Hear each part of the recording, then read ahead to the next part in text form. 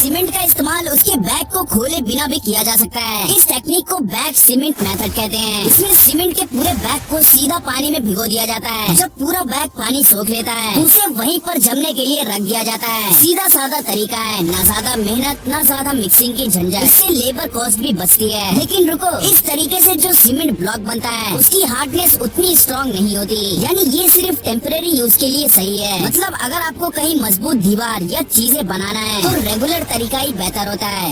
ये सीढ़ी मुसीबत के वक्त लोगों की जान बचा सकती है। दरअसल एक साउथ कोरियन कंपनी ने एक ऐसा फायर एस्केप सिस्टम बनाया है जो बाहर से देखने में तो एक आम बालकनी जैसा लगता है, लेकिन जैसे ही कोई इमरजेंसी आती है बस एक बटन दबाओ और बालकनी के नीचे से अपने आप स्केप लेडर्स बाहर आने लगेंगी और एक लंबा रास्ता नीचे तक खुल जाएगा, जिससे लोग बिना भाग दौड़ और घबराहट के जल्दी और सुरक्षित तरीके से बाहर निकल सकते हैं। अब इसे ही तो कहते हैं टेक्नोलॉजी। इन लोगों ने सोचा था कि इनकी कार सबसे लो होगी, अपनी सारी जिंदगी की सेविंग झोंक दी इस कार को बनाने में और फुल कॉन्फिडेंस के साथ कार मीट पे आ गए। लेकिन उसके बाद आए कुछ और लोग जिनकी कार इतनी लो थी कि इनमें व्हील्स की भी जरूरत नहीं थी। पर इन सबकी इज्जत का कबाड़ा तब हुआ जब एक और कार वहाँ पहुँची जो चलती कम थी, जमीन के अंदर घुसती ज्यादा थी। मतलब लिटरली इतनी लो कि धरती की आत्मा को छू लिया।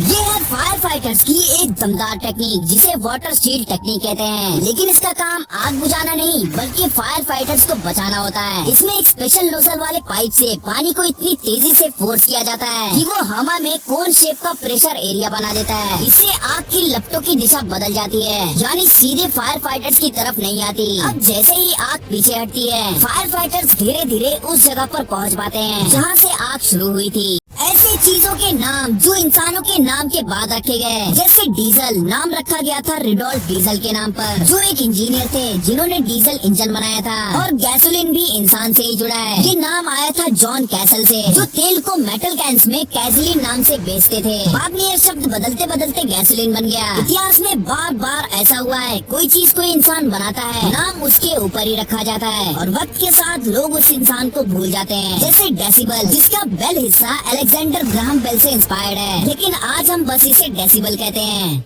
यूट्यूब यूज करते हो और यूट्यूब की ये मजेदार चीजें नहीं पता?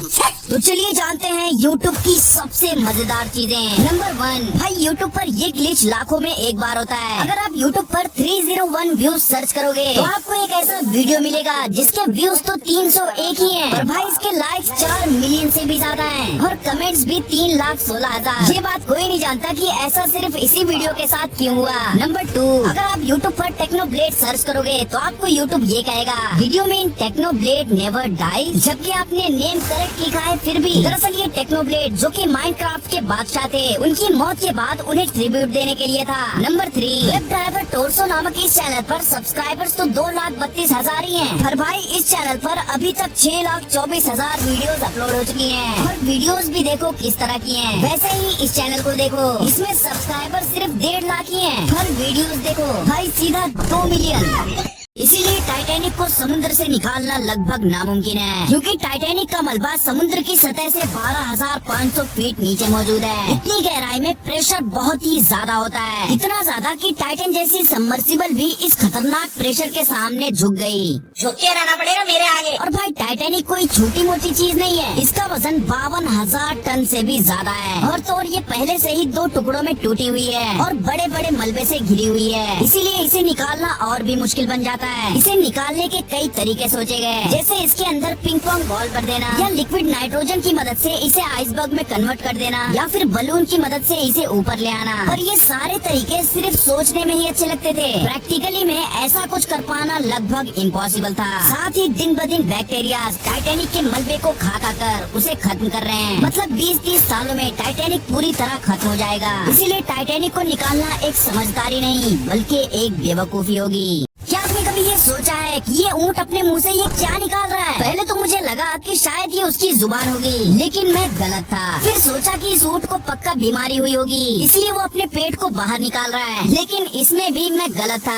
तो भाई आखिर सही क्या है? तो दरअसल ये पिंक चीज जो ऊँट अपने मुंह से निकालते हैं वो एक्चुअली डुला नामक एक ऑर्गन होता है, जो मेल कैमल्स फीमेल कैमल्स को अट्रैक्ट करने के लिए मुंह से निकालते हैं। वेल सच कहूँ तो मुझे ये तरीका अट्रैक्ट करने के लिए कम, चिढ़ाने के लिए ज्यादा सही लग रहा है। आखिर ये मेंढक इस कीड़े पर हमला करने के बजाय उसे चुपचाप जाने क्यों दे रहा है? Well, ये मेंढक जानता है कि अगर उसने गलती से भी इस कीड़े को खाने की कोशिश की तो उसका क्या हाल होगा। दरअसल ये है बॉम्बार्डियर बीटल, जो अपने खतरनाक सेल्फ डिफेंस के लिए फेमस है। इस बीटल के एब्डोमेन में 2 केमिकल्स होते हैं जो एक दूसरे से मिक्स होते ही 212 डिग्री सेल्सियस जितना गर्म लिक्विड फॉर्म करते हैं। मतलब खोलते हुए पानी से भी 2 गुना ज्यादा गर्म, जिसे ये अपने दूसरे गेट से छोड़कर अपने दुश्मनों पर बारिश करते हैं। और ऐसा ही हमला ये लगातार 30 बार कर सकते हैं। तो सोचो जो भी जानवर इसे खाएगा तो उसका क्या अंजाम होगा। इसीलिए मेंढक भी अपनी समझदारी दिखाते हुए उसे खाकर अपनी मौत की दावत नहीं देना चाहता और चुपचाप बैठकर उसके जाने का इंतजार करता है। ये फुर्सत में दुनिया में की गई सबसे महंगी गलतियाँ। नंबर 1, 2021 में एवर गिवन नामक ये शिप मलेशिया से नेदरलैंड स्विस कनाल से होकर जा रही थी। तभी तेज हवाओं और तूफान की वजह से ये शिप इस कनाल के बीच में अटक गई। ये कनाल दुनिया के 12% ट्रेड को हैंडल करता था, जिसकी वजह से इसका असर पूरी दुनिया पर पड़ा। यही कारण है कि 2021 में पेट्रोल की प्राइस अचानक से बढ़ गई थी। नंबर 2, 2003 में सर्जियो मार्टिनेज कैलिफोर्निया के जंगलों में खो गए। उन्हें लगा कि अब तो वो पक्का मारे जाएंगे, पर मदद के लिए उन्होंने आग जलाई ताकि धुआं देखकर उन्हें कोई ढूंढने आ जाए। लेकिन हुआ इसका उल्टा। ये आग देखते ही देखते इतनी बढ़ गई कि उसने 2,70,000 एकड़ की जमीन को जलाकर बर्बाद कर दिया, जिसमें 2,800 घर जले और इस पूरे प्रोसेस में $1.4 बिलियन खर्च हो गए। नंबर 3, 2015 में चाइना के तियानजिन शहर के पोर्ट में आग लगने की वजह से ऐसा बड़ा धमाका हुआ जिसमें 26,000 से भी ज्यादा ब्रांड न्यू कार्स ऐसे ही बर्बाद हो गयी, जिसकी टोटल कीमत $470 मिलियन बताई जाती है।